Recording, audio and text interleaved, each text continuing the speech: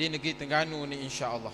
Tanpa membuang masa, sampailah kita kepada seorang panglima yang datang dari negeri jiran, bukan negara jiran, negeri jiran. Iaitulah orang yang sangat kita kagumi pidatonya, yang bisa membuatkan hati-hati anak muda di seluruh negara bersemangat dan kembali berkobar-kobar untuk menjulang syariat Allah di atas muka bumi ini. Majlis dengan segala hormatnya mempersilakan Yang Berhormat Ustaz Ahmad Fadli bin Syari, Ketua Dewan Pemuda PAS Malaysia, merangkap Ketua Pemuda Perikatan Nasional, dengan segala hormatnya dipersilakan.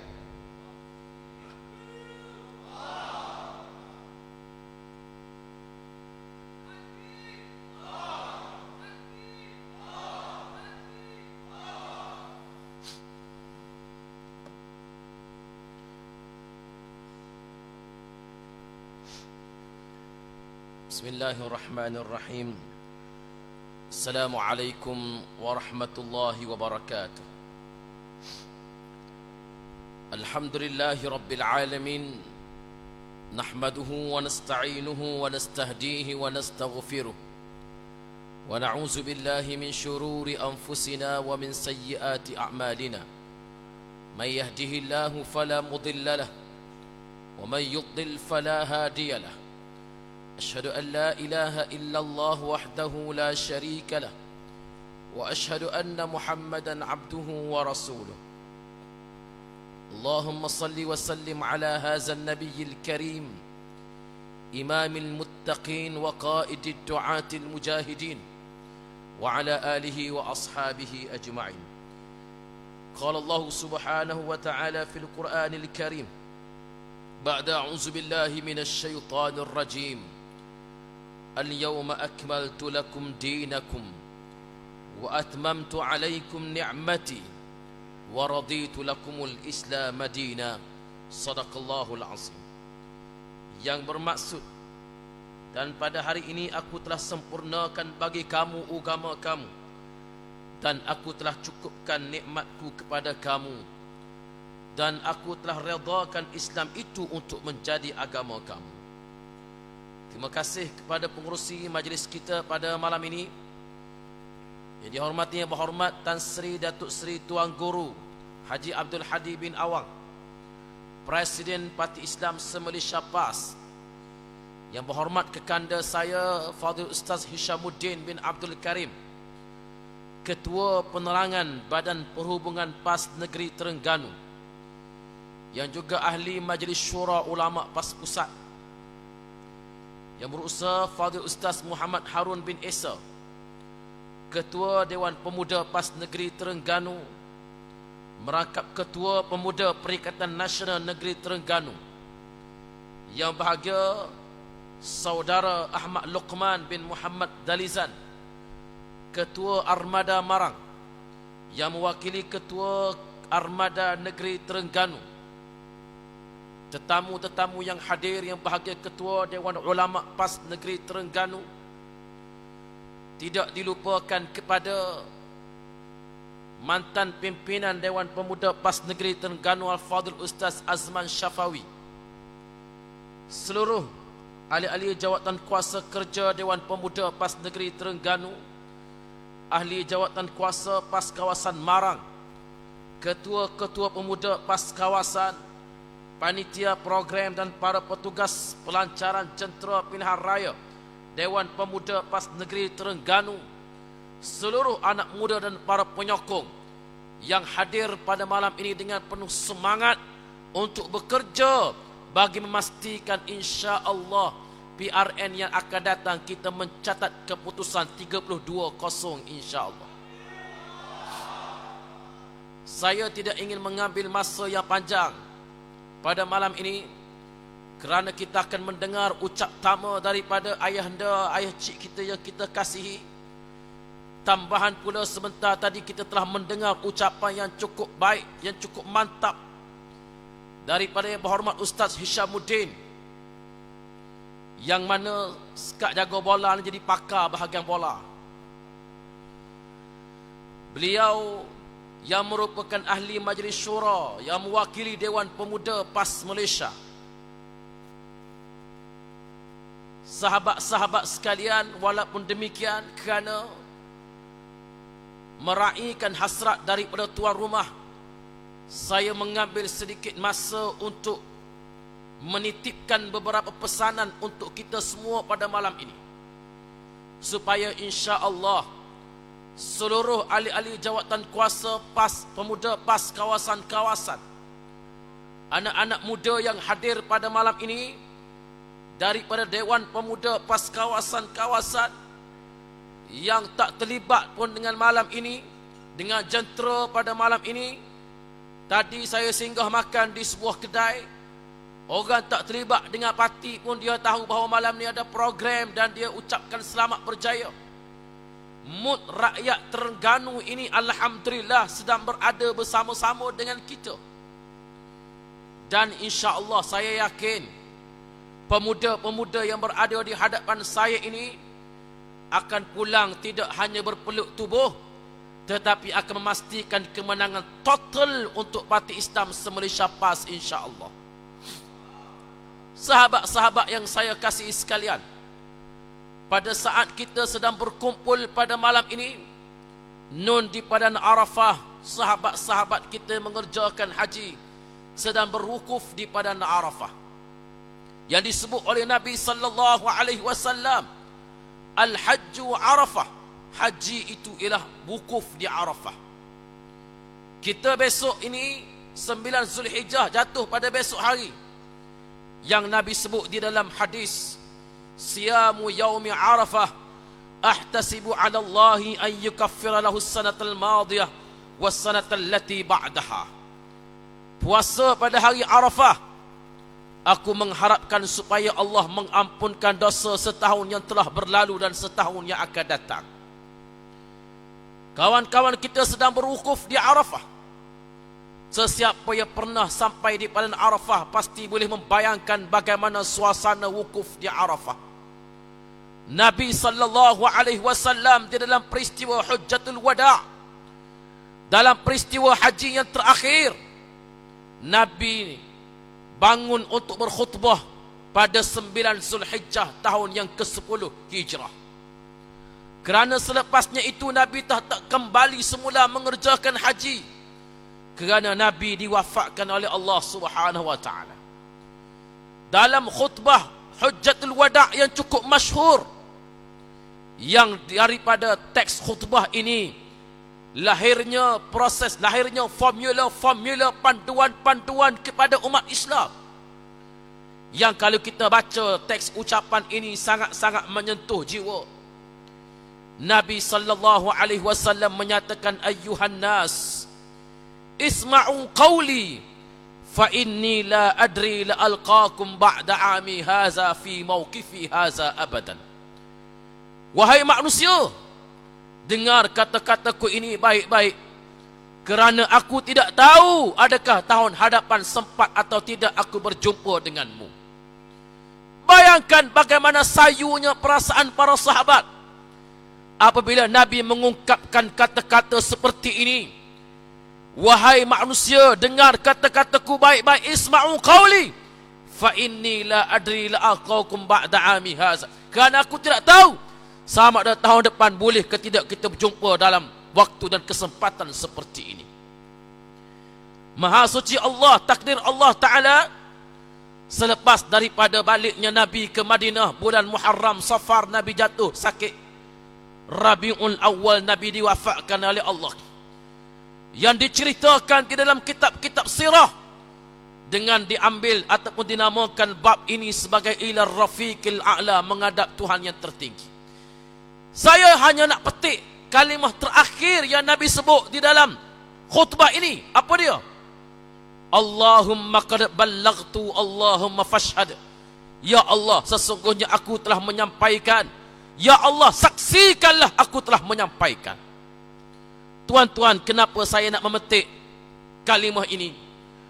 untuk menyatakan bahawa dalam nilai diri hidup Nabi sallallahu alaihi wasallam daripada semenjak dilantik menjadi Nabi pada usia 40 tahun sehingga diwafatkan oleh Allah Ta'ala pada usia 63 tahun, tidak ada cita-cita yang lebih tinggi yang ada di dalam sanubari Rasulullah melainkan untuk menyampaikan Islam dan memastikan Islam tersebar ke seluruh alam. Itulah cita-cita yang tertinggi yang dijulang oleh Nabi. Kerana itu Nabi menyebut, Allahumma qad ballagtu ya Allah, aku telah menyampaikan. Allahumma fashhad, saksikanlah ya Allah. Justru saya ingin menyatakan bahawa perjuangan kita di dalam parti Islam se-Malaysia PAS ini ialah membawa risalah menyambung perjuangan Nabi sallallahu alaihi wasallam. Itu yang paling penting. Kita membawa risalah perjuangan ini daripada orang sebelum kita, dan kita akan menyampaikan baton perjuangan ini kepada generasi selepas daripada kita. Parti Islam se-Malaysia PAS ini telah melalui zaman jatuh bangunnya yang tersendiri. Dan kita bukan gerakan Islam yang pertama ditubuhkan di dunia. Kita tahu bahawa bagaimana salur galur perjuangan Islam melalui dinasti khilafah Islamiyah dan juga gerakan Islam yang diasaskan oleh Al-Imam Asyad Hasan Al-Banna pada tahun 1927 selepas kejatuhan khilafah Islamiyah di Turki tahun 1924. Saya ingin menukilkan secara sepintas lalu untuk menyatakan kepada tuan-tuan sekalian bahawa jatuh bangun kita di dalam Parti Islam se-Malaysia PAS ini cukup panjang. Di Terengganu, tuan-tuan, pernah ada kerajaan tahun ketika 60-an 50-an dulu. Kemudian jatuh kerajaan PAS Terengganu kena akibat perbuatan khianat. Kemudian kita diberikan pula kerajaan oleh Allah Ta'ala tahun 99 hingga tahun 2004. Allah Ta'ala tarik balik nikmat berkerajaan ini. Kemudian Allah Ta'ala bagi pula kita kerajaan tahun 2018. Ada teori yang menyatakan bahawa kerajaan PAS Terengganu ini sepenggar ya, tak lama. Sebab apa? Sebab tahun 99 pun sepenggar, tahun 2018 pun sepenggar, kata dia. Maka insya-Allah anak-anak muda Terengganu di hadapan saya akan memastikan insya-Allah kerajaan kita di Terengganu ini bukan setakat sepenggar, bahkan akan kekal selama-lamanya insya-Allah di bumi Terengganu. Tuan-tuan kena menafikan tuhmahan dan juga persepsi seperti ini. Tuan-tuan kena menafikan tuhmahan dan persepsi seperti ini. Kalau tahun 2018 kita telah menang dan membentuk kerajaan, tapi ada lagi beberapa kerusi jatuh kepada pihak lawan, maka insya-Allah tahun 2023 ini kita pastikan kita akan menang dan kita tidak akan tinggal pun walaupun satu kerusi pun insya-Allah kepada pihak lawan.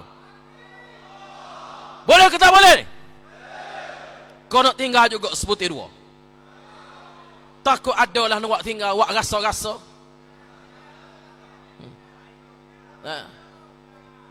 Tosohlah, tak payahlah, tak payah. Tak payahlah. Tak apalah, tak tinggal pun tak apa, tuan-tuan sekalian. Nak belajar bab UMNO Barisan Nasional, anak-anak kita boleh belek buku sejarah. Kita boleh rayak balik, tak apa.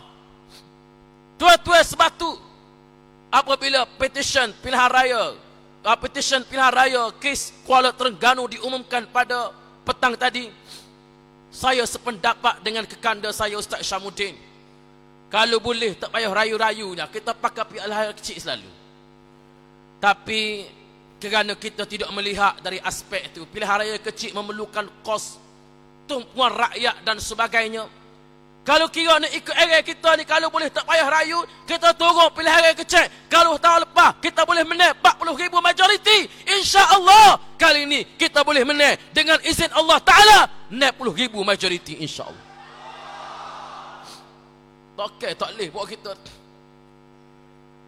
Start daripada hulu besuk tu. Siapa ke dongo, siapa ke mame, kita pakat turun belakang berkumpul di Kuala Terengganu untuk menjadi jentera pilihan raya, memenangkan pilihan raya kecil Kuala Terengganu. Kalau dipanggil pilihan raya kecil. Tetapi yang kita nak hadap sekarang ini ialah pilihan raya negeri. Kita hadap dulu pilihan raya negeri, tak ada masalah. Dan percayalah tuan-tuan sekalian, kita sedang berdepan dengan kerajaan yang sangat lemah. Pakatan Harapan dengan UMNO ini suatu pakatan yang sangat rapuh, pakatan yang sangat lemah. Perdana Menteri kita yang ke-10 PMS ini sudah kelihatan hilang hala tuju. Kalau sebelum pilihan raya, kalau sebelum jadi Perdana Menteri, I have a numbers convincing and formidable. Lepas jadi Perdana Menteri, may I have your numbers. Baik, ada ni tuan-tuan? Takut tak ada mengigak. Dia minat pada number, dia minat pada number. Tak apalah, tak ada masalah. Tapi nak oyak bahawa sudah hilang hala tuju. Pentadbiran negara hilang hala tuju. Kenapa? Kerana orang tengok cakap tak serupa bikin. Dulu katanya, sampai sekarang pun kata dia, agenda reformasi, islah, perangi rasuah dan sebagainya. Tengok-tengok hak duduk sebelah 47K. Siapa nak yakin? Siapa nak yakin? Sebab tu minggu lepas, 2 minggu lepas, Menteri Ekonomi dia keluarkan kenyataan, dia minta pembangkang bagi cadangan. Macam mana nak govern, macam mana nak pentadbiran negara ini, sila bagi cadangan. Kita kata mula-mulanya tak payah bagi cadangan, buka kotak formula hak mu selama ni banyak dah dalam tu. Banyak dah formula mu duk dalam tu, guna formula tu saja. Tapi tak apalah, kerana nak cadangan, kita bagi 2 dulu cadangan. Cadangan pertama, gugurkan jawatan timbalan Perdana Menteri yang ada 47K, cari orang lain hak bersih, ramah lagi. 47K pendakwaan di mahkamah, walaupun tak tahu betul kesalah lagi, tapi kena dibicarakan. Kenapa ambil orang yang sedang dibicarakan, yang sudah pun diminta membela diri, sedangkan ada banyak lagi pilihan yang lain. Itu menunjukkan cakap yang tak serupa bikin.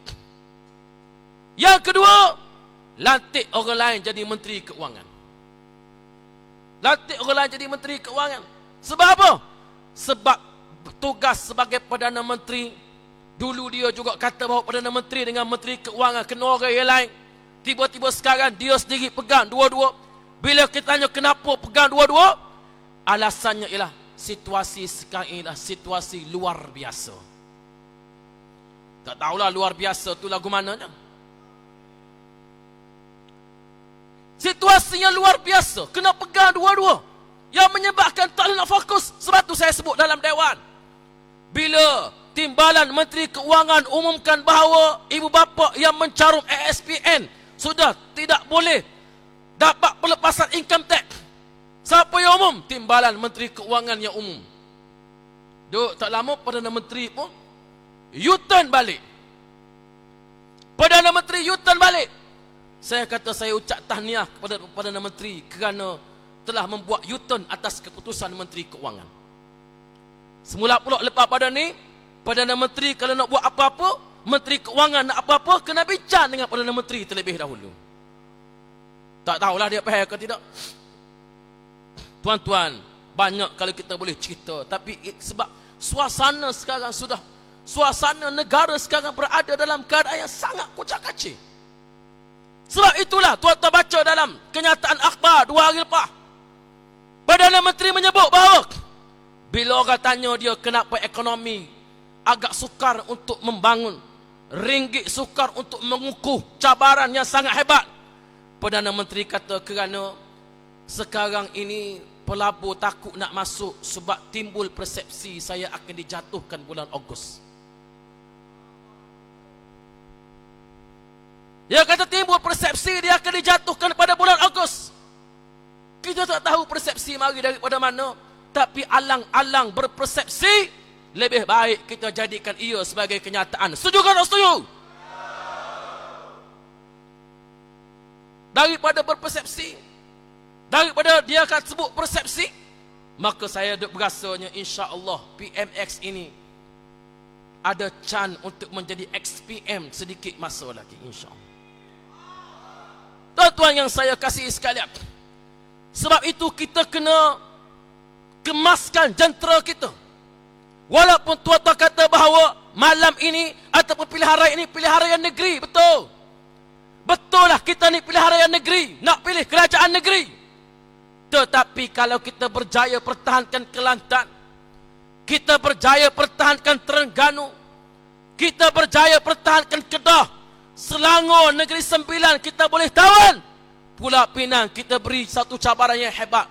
Percayalah tuan-tuan sekalian, hari ini keputusan PRN diumumkan, insya-Allah dalam masa 2 hari teraju di Putrajaya boleh berubah. Lagu mana tu kita serah pada Allah Ta'ala lah, lagu mana. Banyak cara nak boleh buat, tak ada masalah. Selangor tuan-tuan sekalian, ni Terengganu ni kita rasa biasa ya. Gelombang ini kita mungkin tak nampak. Dah nuak warna kalau kita lepas batu sebutir jatuh atas kepala repah. Kau warna mana? Lepas pula batu sebutir lagi jatuh atas kepala repah. Nak cari penyokong UMNO, jangan butir mata. Kau ada lagi kampung kita. Adalah kali sore dua duk nusu alik tiapi. Tak apalah tuan-tuan sekalian, ini nak pilih raya ni nyadalah awak naik dera dan sebagainya. Kalau kampung saya ni tuan-tuan sekalian di Pasir Mah hari tu, awak naik dera budak-budak pah, awak naik dera belacing Allah. Tanya apa? Tahu boleh pitih tak? Boleh pitih di awak naik dera belacing, tapi hari ngundi nya pakoh kita alhamdulillah. Jadi alik dera tak apalah, benar lah dera dia muka dia pitih banyak, tak apa. Tapi tuan-tuan sekalian, saya nak minta tuan sekalian, atas asas pilihan raya kecil negeri Terengganu, pilihan raya competition Kuala Terengganu ini, kita ada asas untuk mengekori calon-calon pihak lawan selepas daripada ini. Ikut mereka, turut mereka, tengok molek, kalau ada sikit je sebarang huluran atau sebarang sumbangan dan sebagainya, minta rekod, insya-Allah kalau ada gapo-gapo kita buat aduan. Nak file petition payah dah, moga dia tentu kalah dah insya-Allah. Nah, tapi kita buat aduan. Sebab apa? Sebab melihat kepada jalan pembicaraannya, kita ada satu definisi baru terhadap rasuah dan juga sogokan. Tuan-tuan sekalian, saya nak sebut bagaimana di Selangor pada hari ini, di Terengganu ni kita tak rasa sangat. Tapi di Selangor tuan-tuan sekalian, saya turun ke Paya Jaras, saya turun ke Gombak, saya turun ke Shah Alam. Dalam sesi-sesi talk kita, ceramah kita, selepas daripada keluarga UMNO mari jumpa, geng-geng UMNO ni, Barisan Nasional mari jumpa, kami tutup dah pejabat cawangan, tutup.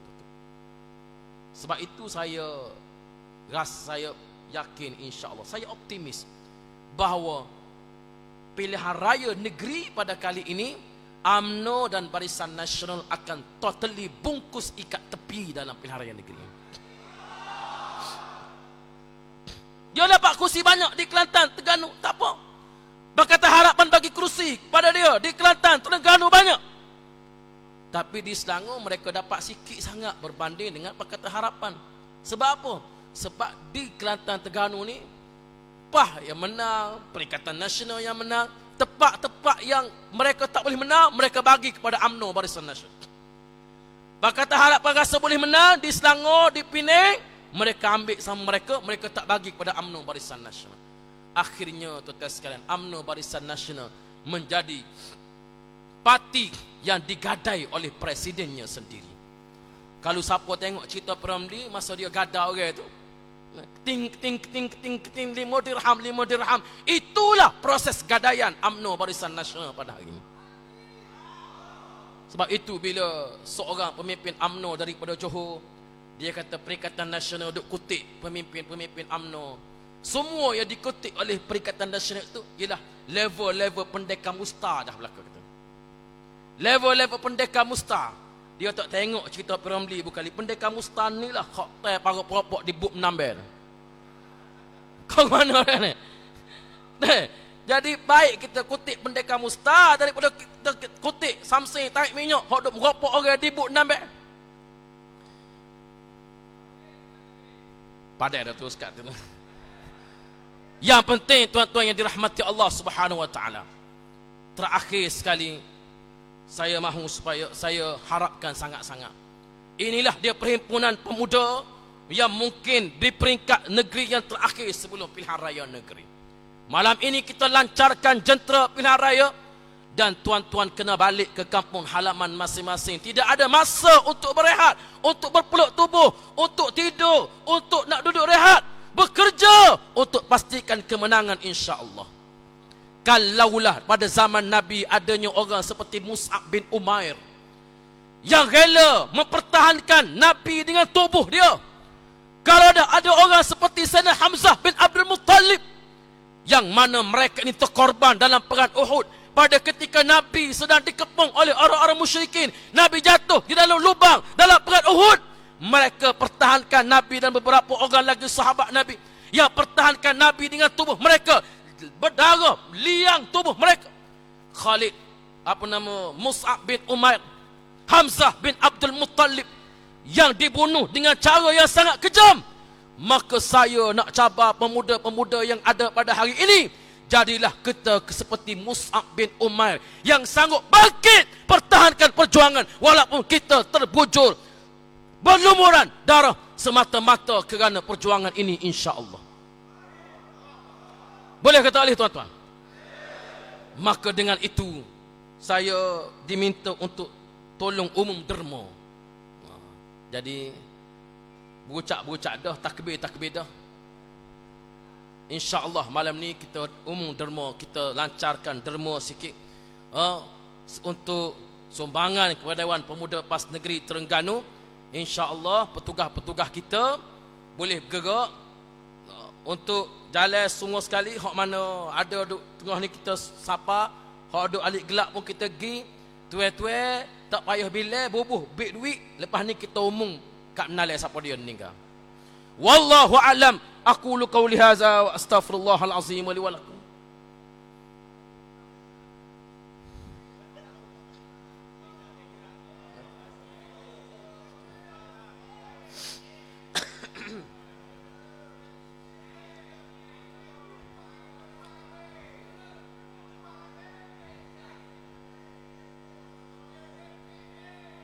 Kutip dulu.